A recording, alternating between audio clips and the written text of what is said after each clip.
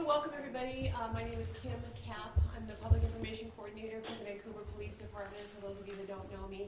We're here to do a quick news conference on a recent missing person, which has now become a homicide investigation.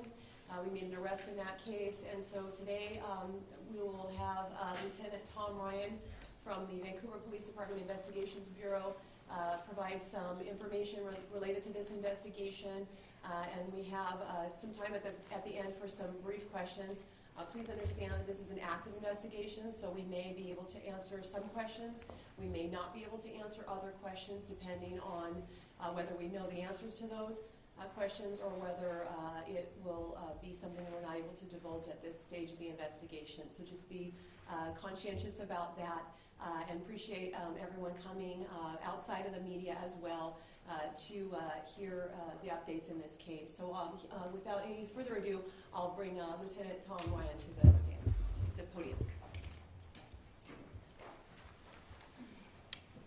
Good morning. My name is Lieutenant Tom Ryan. I'm with the Investigations Bureau of the Vancouver Police Department. And I also have Sergeant Joe Graff with our Digital Evidence and Cyber Crimes Unit, and Sergeant Jeff Kitt with our Major Crimes Unit.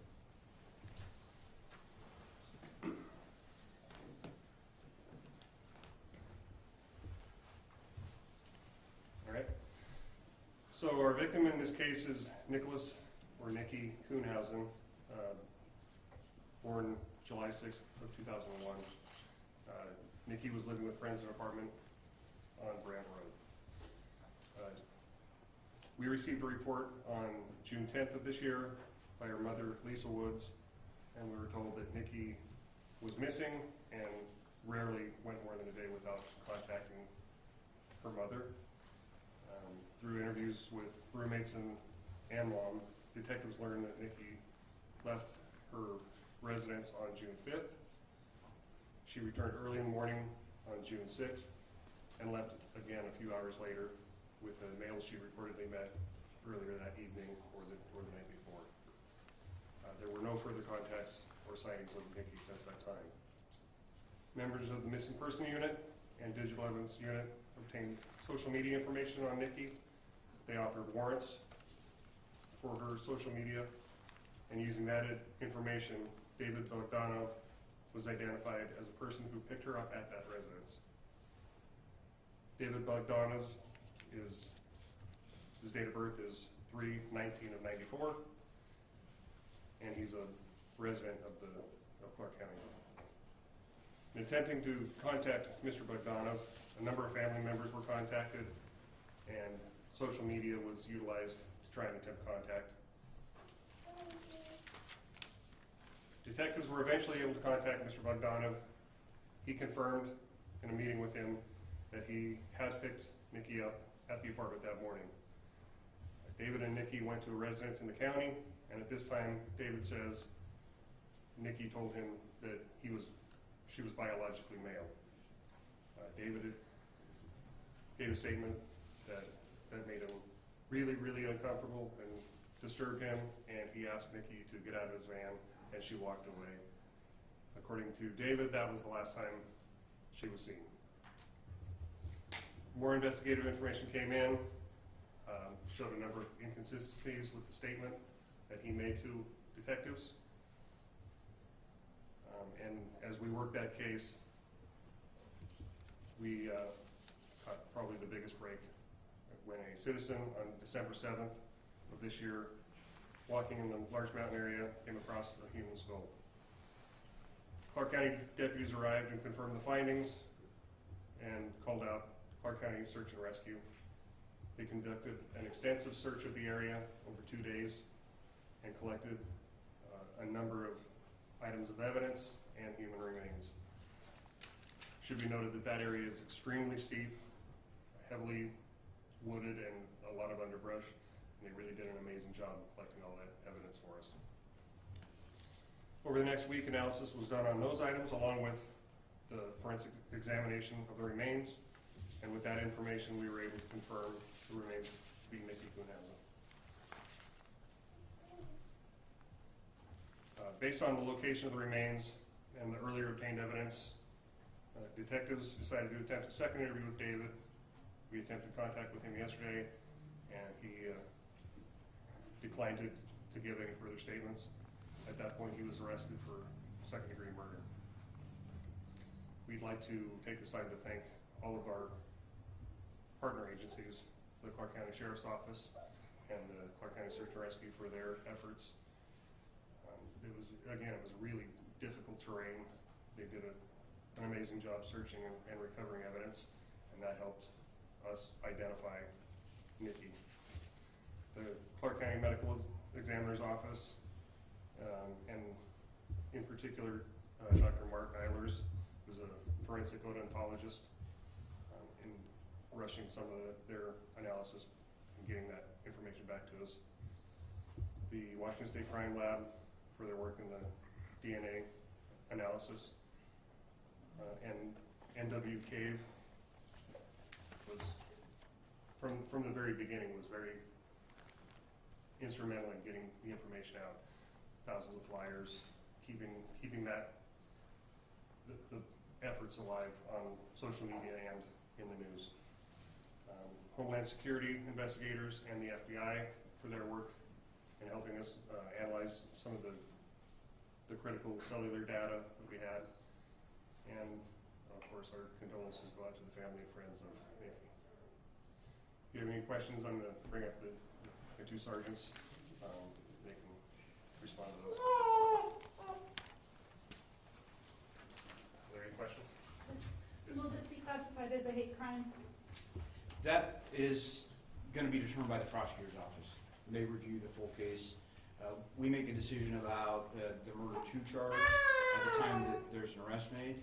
That can also be altered at the discretion of the prosecuting attorney's office. So that's stuff that I defer to Mr. Bullock. In the probable cause statement, the detective says that he believes it was likely that the two had some sort of sexual contact. Is there any evidence to provide, or is that just what you think? Well, so there's additional work being done right now with the crime lab and some of the evidence that we've recovered. So I don't want to address that right now. Could you tell us why there was a delay in information coming out from December 7th when a skull and other remains started to be found to now? I mean, there wasn't a press release from your office, I don't think, until the last day or so. Yeah, it was an active case, and we wanted to work a couple other angles before we brought it out in the open, so we could try and kind of wrap up maybe some other witnesses or talk to the suspect. It was pretty typical. Part of that time also was spent trying to positively identify the remains. We certainly don't want, there's more than one missing person case in the county, and we don't want to give people tell them we found remains and we think it's your child or your family member, and then have it not be. So would you say right now in Clark County there are other active missing trans men or women out there? And could they be related to him? I don't think trans is necessarily part of the missing person group. It's just there are, if you look at the police reports, I mean, there's a lot of missing people. There's missing people from all over the place. And if you go out into rural Skamania County and Clark County, people find skeletal remains. And so you got to try and figure out who it is before you obviously confirm their identity before you notify any family members. So there was a delay in that part of it too. This is a second-degree murder case. Can you describe why that is based on what you're... Well, so the difference becomes premeditation. And so until we can flesh that out with the prosecutor's office, again, the detectives put the charge on the piece of paper that they think the probable cause supports at the time. As the investigation continues to unfold, new evidence may be obtained. The prosecutor may review it and think there's a more appropriate charge from their experience and expertise. And so many times you'll see that charge gets changed. Up or down? Yes. But is it based on your belief that he became enraged and so this was in the moment thing as opposed to something where he had any time to think about it? Or can you kind of describe that? Right. That's a very good analysis. Can you do it for me so I don't have to look this Why does that do Yeah, that? well, we don't have the information to lead us to believe that this was premeditated in the sense of the information we have is leads us to believe that they had a kind of a hookup meeting, and that it wasn't targeting Nikki for a particular reason. That it rose probably from the hookup meeting, and now this is where it gets the legal aspects of more than a moment in time for premeditation stuff. That's what the prosecutor looks at to make that decision. Can you talk a little bit about his brother? And I know he was out with the brothers as well that night from your guys' probable cause documents. I know that you talked to both of those brothers. They said they didn't recall that night, those sorts of things. But from David's, first interview with you guys, very clearly it was like, oh yeah, I was out with my brothers. We were out all three at the bar together. We were going to each other's houses. What do you make of that? And are you going to be talking or maybe pressing charges with them as well? Because it seems like they were trying to hide something. You should address that. So that's obviously part of the investigation that's still ongoing. The conflicting statements certainly raised some concern about who knew what and when they knew it. So that part of the investigation is still ongoing, and I'll leave it at that. There's still a lot of follow-up to do.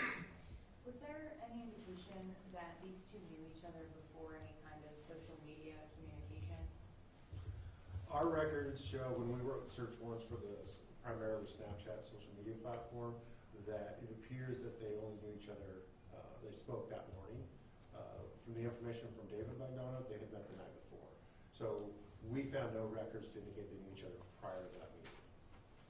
Because she was a teenager and he was an adult man, any sexual contact they had with each other, could he also be charged with statutory rape? Well, in Washington State, the age of consent is 16. So if you engage in consensual sexual activity at 16 age or older, it's not a crime. However, it can be a crime if it's a prostitution event for anybody under the age of 18, which we don't know the extent of that. There are certain circumstances. There are certain circumstances for the sexual exploitation of a minor that would certainly apply for anybody under the age of 18, but we have yet to find that component yet, largely because we have a small amount of data from the social media platforms that we've been using for our investigation, primarily centered around the missing person side. If we find information that will support that, then we'll certainly exploit that. But as Sergeant Gibb says, this is, even though it doesn't seem early on in the investigation, the turn that the discovery of the remains took, and then the arrest of David McDonough have certainly opened up a wider swath for us, and that takes a lot of work to get those things accomplished. So the answer is yes, it can be, but not specifically just based on age. Would you be willing to, again, describe why this isn't a hate crime or a Washington statute? What the reasoning is for it not now being a hate crime? Well, it certainly may be, but again, I defer back to the prosecutor to make the charging decisions about it.